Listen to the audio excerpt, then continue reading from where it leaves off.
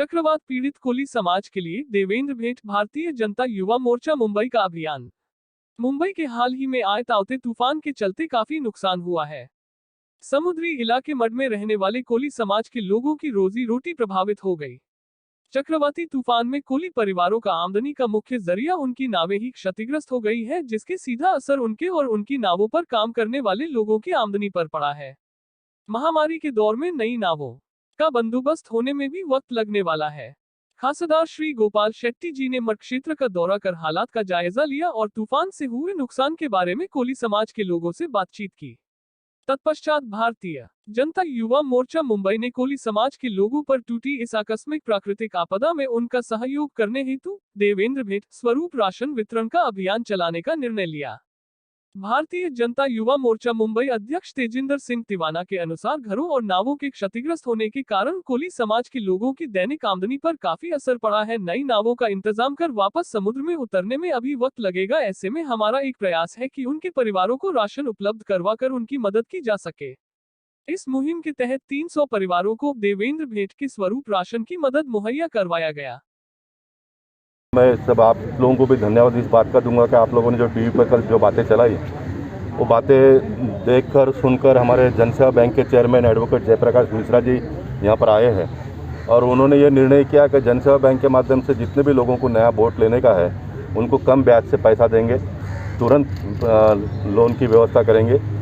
किसी को बैंक में जाने की आवश्यकता नहीं, बैंक के ऑफिस पर यहाँ पर आकर बैठकर लोगों को मदद करेंगे। इस प्रकार का उन्होंने एक निर्णय लिया और हमारा मुंबई युवा मोर्चा और मुंबई के सेक्रेटरी विनोद सेलार और तेजिंदर तिवाना, ये दोनों ने मिलकर जो बोर्ड जिनका टूट गया वो तो मालिक थे, लेकिन उनके पास जो लोग काम करने वाले लोग थे उनका भी 3-4 महीने का लगभग अभी रोजगार चला गया है। तो उनका दैनंदिन जीवन चले इसलिए एक अच्छा 25 किलो का किट का इन्होंने व्यवस्था किया है और जब तक उनका लाइफ नॉर्मल नहीं होता है तब तक इस प्रकार का वो मदद करते रहेंगे। इस प्रकार का एक निर्णय उन्होंने भी लिया, इसलिए निश्चित एक सांसद के तौर पर मैं उनका भी अभिनंदन करता हूं।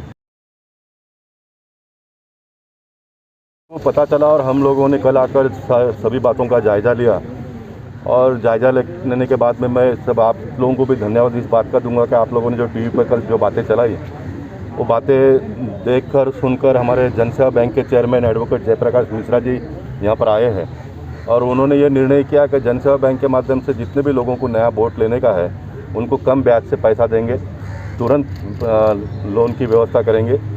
किसी को बैंक में जाने की आवश्यकता नहीं, बैंक के ऑफिस पर यहाँ पर आकर बैठकर लोगों को मदद करेंगे। इस प्रकार का उन्होंने एक निर्णय लिया और हमारा मुंबई युवा मोर्चा और मुंबई के सेक्रेटरी विनोद सेलार और तेजिंदर तिवाना, ये दोनों ने मिलकर जो बोर्ड जिनका टूट गया वो तो मालिक थे, लेकिन उनके पास जो लोग काम करने वाले लोग थे उनका भी 3-4 महीने का लगभग अभी रोजगार चला गया है।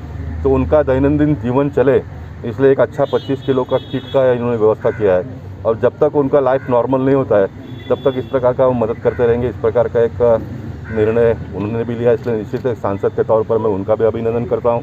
जनसेवा बैंक के चेयरमैन एडवोकेट जयप्रकाश मिश्रा जी का अभिनंदन करूँगा क्योंकि वो आगे आकर कोली समाज को मदद करने का उन्होंने प्रयास किया है। मैं मानता हूँ कि उत्तर मुंबई का जो एक एग्जाम्पल है, ये सारे महाराष्ट्र के सभी कोऑपरेटिव बैंक के लोग अगर लेते हैं तो केंद्र सरकार और राज्य सरकार तो जो मदद करना है वो तो करेगी, लेकिन ये एक एक्स्ट्रा मदद हो जाएगा ताकि लोगों को एक राहत की सांस लोग ले पाए।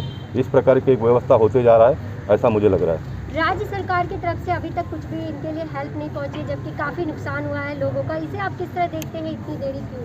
नहीं, मैंने वही यहाँ पर डिक्लेयर किया कि हमारे देश के प्रधानमंत्री ने भी आज सारा जायजा लिया है पूरे देश भर का, तो शाम तक तो वो भी कोई ना कोई घोषणा करेंगे और फिर उनके नक्शे कदम पर महाराष्ट्र की सरकार भी घोषणा करेगी।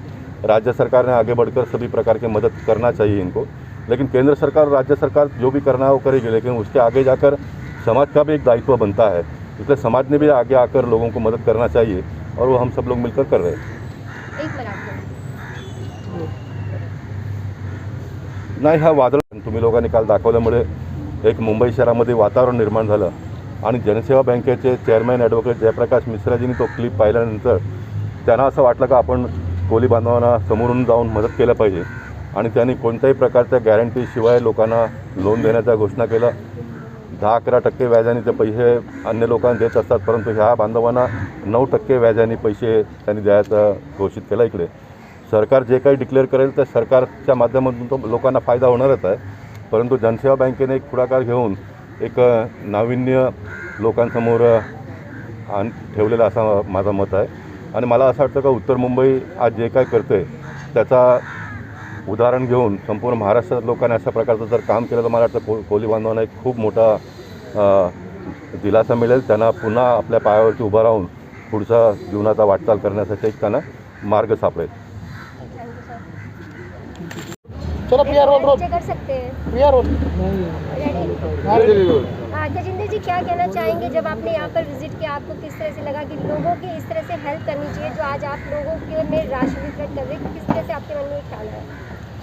देखिए, साइक्लोन की वजह से जो हमारे मुंबई के मूल रहवासी है कोली समाज, उनकी कई परिवारों की रोज़ी रोटी छीन ली गई है. उनकी जो रोज़ी रोटी का ज़रिया जो नाव है जिससे वो मछली पकड़कर अपना गुजारा करते हैं, वो लगभग ऐसे 100 परिवारों के नावों में बहुत ही बड़ा नुकसान हुआ है जिसकी भरपाई नहीं हो सकती. और कहीं ना कहीं नया नाव उनको पाने के लिए हो सकता है कि 1 साल लग जाए, कभी 1.5 साल लग जाए. और हमारे आदरणीय सांसद श्री गोपाल शेट्टी जी ने जैसे उन्हें पता लगा कोली बांधों की स्थिति, तो खुद अस्वस्थ होने के बावजूद उन्होंने मड आइलैंड का दौरा किया. और उन्होंने हमारे जो भाजपा का एक शिष्टमंडल है जो साथ में चला था, उसके साथ में दौरा करते हुए उन्होंने परिस्थिति जानी. और उस मंडल में मैं स्वयं उपस्थित था.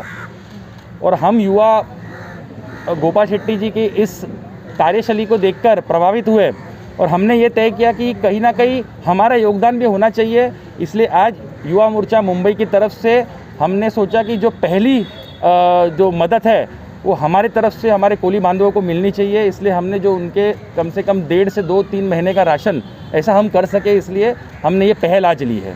देवेंद्र भेट जो नाम रखा है, इसके पीछे क्या है, जरा उसके बारे में? देखिए, हमारे महाराष्ट्र के सर्वप्रथम और सर्वश्रेष्ठ नेता हमारे देवेंद्र फडणवीस जी, जो प्रतिपक्ष नेता होने के बावजूद आज आप देख सकते हैं कि मुख्यमंत्री एक तरफ घर बैठे हैं और वो पूरे महाराष्ट्र का दौरा कर रहे हैं जहाँ जहाँ पे साइक्लोन की वजह से नुकसान हुआ.